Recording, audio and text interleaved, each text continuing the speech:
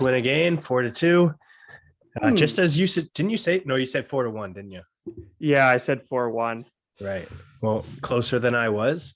But I was right about the Mikheyev not only scoring a goal, but a game winner. And I called it 2 minutes before it happened. And you'll see on the thumbnail the text that he sent. So he said it in the pregame video, but then he also texted the group and it was like, yeah, Mick's getting the game winner. Yeah. Boom. And I said that I was going to bet like $5 on it, but he's not even in the Bet365 names to score. So I couldn't, but it would have been some pretty good odds. Anyways, Leafs win. That's beside the point. He's looked great so far since he's been back. Yeah. So what were your storylines from the game? What'd you think? So the first period was an absolute mess. I feel like we couldn't get anything like fully going. I felt like the defense was scrambling. No one could mark their man. And then the second period came. Well, we got that greasy bang and goal after the first, like 20 seconds left. And then that just changed everything. The second period, we cleaned it up. And then the third period, we just took over. Yeah. Game over. Yeah. I thought it was like the first period for the first like 5 minutes. It looked like we just had like we're going to dominate them. You know, like we're all over them. We're winning all the puck battles. And then all of a sudden, yeah, like you said, we just looked sloppy defensively. Yeah. We're giving up like 2-on-1s, and like the thing you can't do against a team with two of their star players out is give up like prime opportunities like that. Like, you know, you can let them cycle, you can let them keep them to the outside and stuff like that, but just don't pinch when you don't need to, because your play is just going to win anyways. They figured that out in the second and third. They hammered down a little bit, but there were still some like big mistakes, which is why like Campbell is just, I just feel so confident when he's in, you know, like it's weird. Like at the end, I was like worried, but at the same time, I was like, no, like we have. It was, I don't know what it is. I think it's just, what's it called now? The Scotiabank Center. The puck is so bouncy. I don't know why. It's something with the ice conditions, but it leads to huge rebounds. And that was on both ends of the ice. And Campbell was able to recover real nice. That behind the back save. That was off another huge rebound, but he's just so fast and his positioning is unreal. Like I'm just and I think it was 29 or 30 shots that he had against. Yeah. But we still once again outshot the other team, and that's just the norm for us at this point. And the face-offs again. Yeah. Tavares was at 71% or something like that. And then on the season, I think he's third in the entire league with guys over a certain amount. So Bergeron, I think, is number one. And then I forget who's number two, but he's number three. And that's like, that's so nice to have. Because we always winning face-offs and puck possession, you're in a pretty good spot. We always had like our best face-off guys were third, fourth line guys. You know, it was like the Alan McCauley, and then Bozak was our best face-off guy for years. And granted, he was on the first line, but he shouldn't have been ever on a first line like of a good team, right? So it's nice that you just have like an actual elite player that you can put out in positions like that. So that gets to our top three performers of the night. So who are yours? I think we're gonna have probably some repeats here, but so I have Mikheyev as number one. He got the game winner, but not only that, he was just noticeable. He was everywhere, digging, shooting, passing. Like he was just killing it. He's been on a tear ever since he came back. So that's number one. Number two, we got Willy Nielander. Yeah, this guy is on another level. I feel like he just toys with the other team. Yeah. And he got 2 assists, putting him as the Leafs' number one guy for points. He's first in points for the Leafs. So that's why he's number two. And then number three, I put Brody. Oh, yeah. Brody. Not just because he continued his odd point streak, but his defensive awareness is unmatched. Like, Yeah, he's especially with Riley out there being. yeah, he's Riley the had a best. poor first two periods. He cleaned it up in the third, but those first two periods where he made some Rough. weird plays, Yeah, which is just uncharacteristic. Yeah. Nice. Wow, look at that. And It's then I almost like put we do a podcast every day together. I put an honorable mention, John Tavares. Mhm. I don't know what he ended up with points, but he was just he acted as if he was the captain. So Yeah. he like just showing why he's a god. Yeah. I put number one was John Tavares because he won every single puck battle he was in. He was like the first guy in, which is not normal for him. He usually likes to be the third, like the hover guy, because he's defensively sound, especially when you're playing with Kerfoot, who's fast, and Nylander, who's going to be usually the puck carrier. But he was like first man in all the time. Like, it was just weird. He seemed like he was just like that's playoff Tavares. Yeah. You know? Like that's Tavares in his prime. Yeah. Yeah. And he was just like, that was one of those games where when people are like, oh, why doesn't Tavares have that many points? Well, comparatively, right? To what he gets paid. But like, that's the stuff he does that gets him paid. You know, he wins draws, he wins puck battles. He's still like, he's relatively fast. And then he was physical tonight. So that's why he's my number one. Nylander's my number two as well. Nice. I was thinking of like keeping him out just because it's so obvious. And I'm like, I feel like Nylander is going to be on our top three every single time we do this. Yeah. But he's just on another level. It begs the question: if Nylander had Marner's contract, would we be that mad? I feel like we'll get into that on our next podcast. Good one.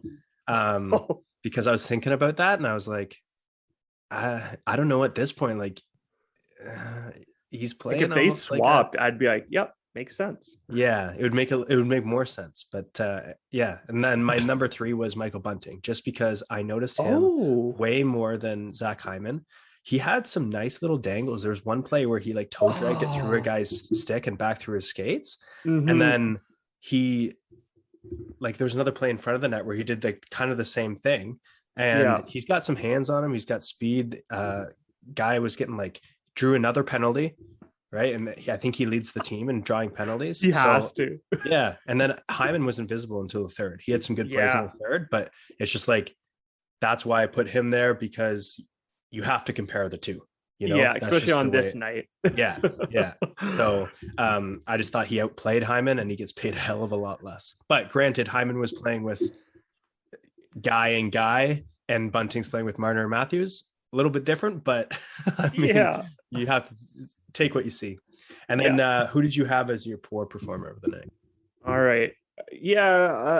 Like if you want to do three, I thought of three while we've been chatting. So we'll see if we have the same ones. I have Hall in there. Classic. He didn't do anything really bad, but he just did things like I feel like he doesn't look where he passes. He just blindly chucks it. And I'm like, stop. And man. No more needed to be said. Gets me going. You can just say Hall. Yep. Nylander is going to be in our top performance and Hall is going to be in the poor performance. Yeah.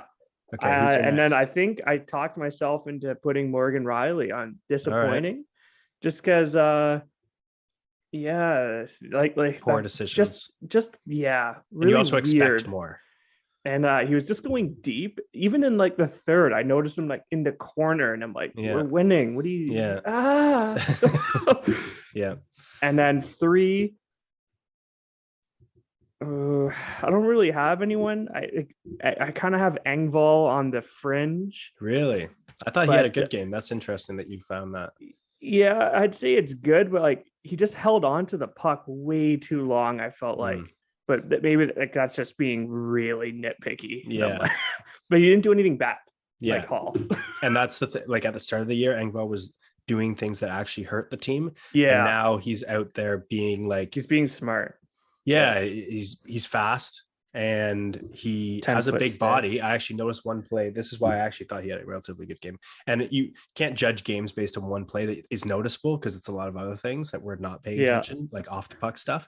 But there's one play that he went in and the guy was all over his back and he still kept in and bodied the guy. And led him to the outside and won the puck battle, turned around, made space, and passed it over to Mikheyev.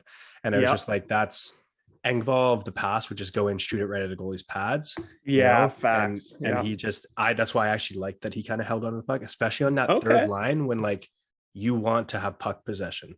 The purpose of that third line is to hold on to the puck more than the other team, because typically when you have especially home ice advantage, you're going to be playing against the top competition. So the longer you hold on to the puck, probably the better. But that was this, I'm sure you could.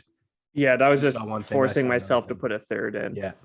Okay. So my 3 poor performers, I have number 1, I hate to say it because he's dad, Jason Spezza. Oh no. He made 3 plays that were just blatant giveaways and was just got caught standing a few times.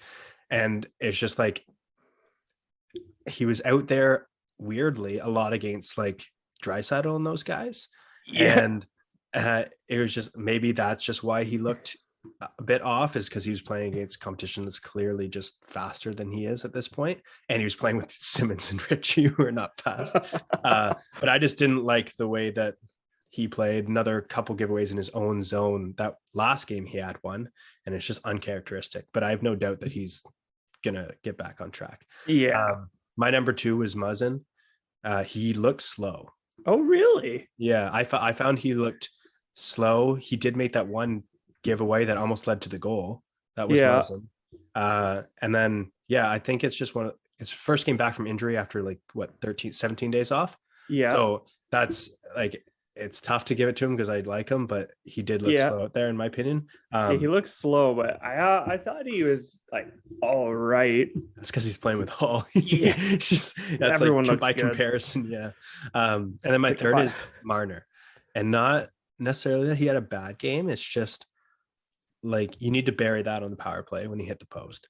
And then so many plays that he just passes it to, he always looks first. Yeah. And it's just like, just shoot the puck, just even get it on net. Cause there was one shift in particular when we were already up 3-2 in the third, and he made 2 plays right in a row that were passes to nobody and gave the puck away to the other team when we had the lead. And it's like, just get the puck on net or hold on to it. And it's just, it seems like he's just trying too hard to find Matthews. I think he's overthinking it. Yeah, it's kind of like the start of the year, Marner, and we're all like ripping on him. That's why I'm not too upset, because I know he can get it back like that. It's just, if you're getting paid $11 million, you need to get it back a little bit more consistently. So that was my 3, but none of those guys were like bad. It was just the 3 that I noticed that was like, he could have better games. And it's all 3 players I like. Yeah. I didn't choose Hall just because I was like, that's too obvious. Just like how I didn't choose Matthews for good performers, even though he had a sick game, just because it's like, I chose Nylander, Tavares, and Matthews. Yeah, he was so what a surprise. That's about Darnell Nurse. That was a bit of a loser play, but we're nitpicking once again there. Just yelling and then just cross-checking Kerfoot for no reason. And then he hits him back. What are you doing, buddy? Kerfoot's like 5'11", man. Calm down. The only other thing I have to say is, which is pretty rare, I really like the reffing in this game. Yeah. There was not many they calls. let a lot go, because I'm like, that's a penalty. But like, they didn't call it both ways. So I went, okay. Yeah. They're letting them play. Yeah, it was better. And it was a fun game. There was like Sandine. That was another honorable mention I wanted to point out. He had 3 reverse checks this game. Like he's going to the puck and he just knows the guy's coming. He's like, I'm not even going to go to the puck. I'm just going to throw an elbow back. And because he's shorter, his elbow, even if it goes high, isn't going to hit the guy in the face. So it's perfect. But there's like 3 plays that he did that. And I was like, nice. Like, you've learned how to not get absolutely killed out there by guys bigger than you. So that was good. Dermott did this game. Yeah. Dermott was crushed. Yeah. He looked a little off, but even those guys, they're going to take some time to get chemistry, because they are playing so many different pairings throughout the year. It'll be interesting when Liljegren gets back to see what happens there, but we'll save that for a podcast and when he gets back. So is that it for your post game? We did it. Yeah. We are now, I think, big W, back tied for the league or 2 points behind. Yeah, with a game in hand. I think so. I think the Rangers still have it, which is so weird. But anyways, Oilers are in trouble too. Now we go out to the West Coast, but the Southwest Coast, and play the LA, Anaheim, San Jose road trip. So that will be interesting. We'll get your pre-games for that, as I'm sure we'll see some Mrazek in one or two of those games. And all eyes will be on him. Yeah. Question: do you play Campbell, even though he has had poor games against the LA Kings? Do you play him against his old team or no? Yeah, fuck it. Yeah, okay. Put him out there. Nice. Okay. We're killing it right now. Nothing can stop us. Nothing can stop us. Love the confidence. All right, everyone. Peace out. We'll get back to you with the time. podcast in a couple of days. And